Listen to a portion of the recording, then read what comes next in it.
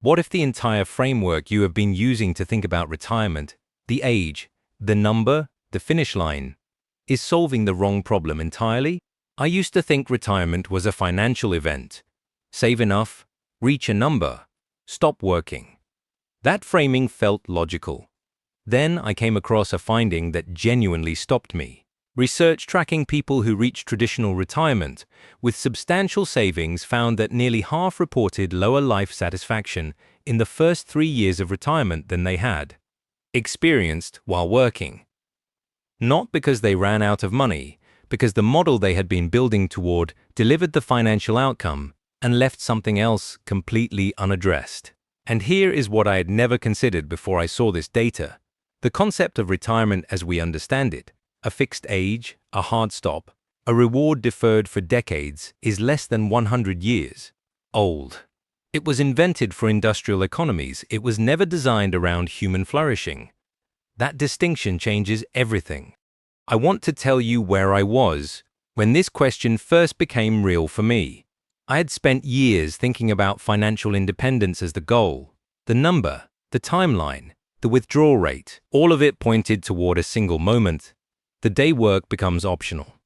And I still believe that moment matters. But somewhere in the research I was doing, I started encountering a pattern I could not explain away. People who reached financial independence and retired fully, people who had done everything right by every conventional measure, were showing up in the data with rates of depression, purposelessness, and social isolation that were significantly higher than people who had transitioned into chosen, flexible, self-directed work rather than full retirement. The financial destination had arrived, something else had not. And that gap between the financial version of retirement and the human version is what this video is actually about. If this kind of financial clarity is what you come here for, subscribe and turn on notifications. There is more of this coming every week. Let me give you an analogy that reframed this for me completely. Imagine you have been training for years to climb a particular mountain.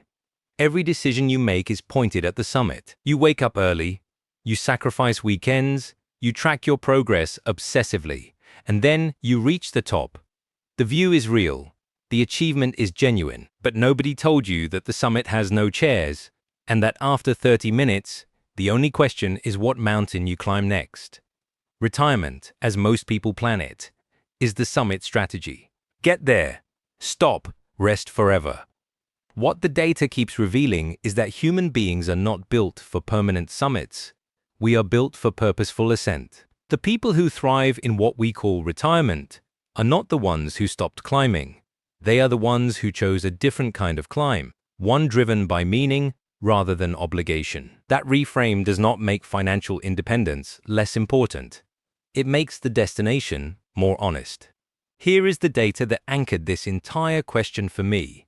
A large body of research examining well-being across different retirement transitions found a consistent pattern. People who retired abruptly from full-time work into full leisure showed an initial spike in reported happiness, lasting on average between 1 and 2 years.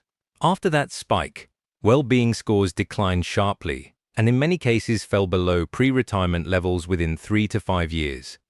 The primary drivers were not financial. They were loss of identity, loss of structure, loss of social connection, and what researchers described as a collapse of forward momentum. The feeling that life is moving towards something. In contrast, people who transitioned into what the same research called purposeful engagement, chosen work, creative projects, community contribution, teaching, mentorship, showed sustained or improving well-being scores across the same period. The financial position was often identical between the two groups. The difference was entirely in how retirement was defined and lived. The first mechanism that explains why conventional retirement fails to deliver what it promises is something I think of as the identity vacuum. Here is what it feels like in practice. You spend 20, 25, 30 years of adult life largely defined by what you do.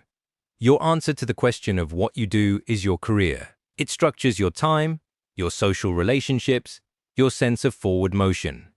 It provides, whether you like it or not, a daily architecture that organizes your energy and attention. When that architecture disappears abruptly at a fixed retirement age, It leaves a space that leisure, travel, golf, relaxation does not adequately fill for most people. This is not a personal failure. It is a structural problem with how retirement is framed. The identity vacuum, the technical term for the loss of occupational identity and associated purpose at retirement, is one of the most consistently documented predictors of post-retirement psychological decline. It shows up across income levels, across genders, across cultures. People who had high job satisfaction are actually more vulnerable to the identity vacuum, not less, because the thing they lost was genuinely meaningful to them. The satisfaction curve shows a consistent shape in the data: the spike at retirement, the plateau, and then the decline. And the financial consequence is something most retirement plans never model. People experiencing this decline often return to work within 3 to 5 years, sometimes at significant financial cost, because the alternative is untenable. If you are finding this useful, take 2 seconds and hit like. Rethinking what retirement actually means and what it needs to deliver beyond the financial number is exactly the kind of conversation this channel wants to have. I appreciate everyone. Stay with me, because this next part is where the full picture finally clicks. The second mechanism is the one that changes not just how you think about retirement, but how you plan for it financially. It is the difference between designing for a finish line and designing for a life. The conventional retirement model treats financial independence as the destination, and everything after it as consumption. You accumulate assets, then you draw them down, and the plan is successful if you do not run out before you die. That framing is purely extractive. It asks only, how long will this last? The alternative model, the one that the well-being data consistently supports, treats financial independence as a threshold, not a destination. You reach the threshold, and you gain the freedom to choose how you engage with work, contribution, and purpose on entirely your own terms. Some people at this threshold continue earning. Some earn a little. Some earn nothing but contribute in ways that sustain them.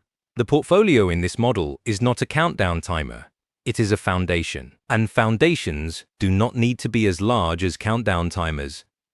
This is the financial implication that most early retirement content never addresses directly. When you design for purposeful engagement rather than full withdrawal, when your post-financial independence life includes some form of chosen activity that may generate modest income or simply reduce withdrawal needs, the required portfolio size decreases meaningfully.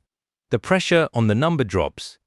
The timeline to threshold shortens, and the life on the other side of that threshold is, according to the data, significantly more sustainable than the life designed around a hard stop. Take 2 people, both targeting retirement at 45, both spending $50,000 per year. Person 1 plans for full retirement, no income, pure portfolio withdrawal for 50 years. Required portfolio at the standard adjusted withdrawal rate for a 50-year horizon, approximately $1,500,000. Person 2 plans for purposeful engagement post-threshold, perhaps consulting 2 days a week, or a small creative project, or part-time work in a field they would choose freely. Conservative estimate of chosen activity income, $15,000 per year. Effective spending from portfolio, $35,000 per year. Required portfolio at the same withdrawal rate, approximately $1,060,000. Person 2 reaches their threshold 4 to 6 years earlier than person 1. Not because they earn more during accumulation, but because the destination they are building toward is honestly sized for the life they actually intend to live. The redesigned retirement is not a compromise. It is a more accurate model of what a good life after financial independence actually looks like. Here are 3 things I want you to take from this. First, retirement is not a financial event. It is a life design question that has financial implications. The number you need depends entirely on how honestly you have defined what the life on the other side of that number looks like. Second, purposeful engagement after financial independence is not a consolation for falling short of the full retirement target. It is, according to the well-being data, the version of post-work life that actually sustains people. Designing for it from the beginning produces both a better financial plan and a better life. Third, the identity question is as important as the financial question. Before you model your withdrawal rate, spend time honestly answering, what is this portfolio for beyond not working? Because the answer to that question changes the size of the portfolio you actually need. The question this video started with was whether retirement has anything to do with age or money. The honest answer is, not primarily. Age is a proxy for time. Money is a proxy for freedom. What retirement is actually about, what people who thrive after it consistently describe, is the freedom to direct your own time toward things that carry meaning for you without financial obligation dictating the terms. That freedom has a financial cost. But the cost is not a fixed number tied to a fixed age. It is a threshold determined by how honestly you have defined the life you are building toward. The people who build that life well do not wait for a number to arrive. They design the life first and let the number follow from it. That is the reframe. And now you have it. Retirement is not the end of work. It is the beginning of work that finally belongs entirely to you.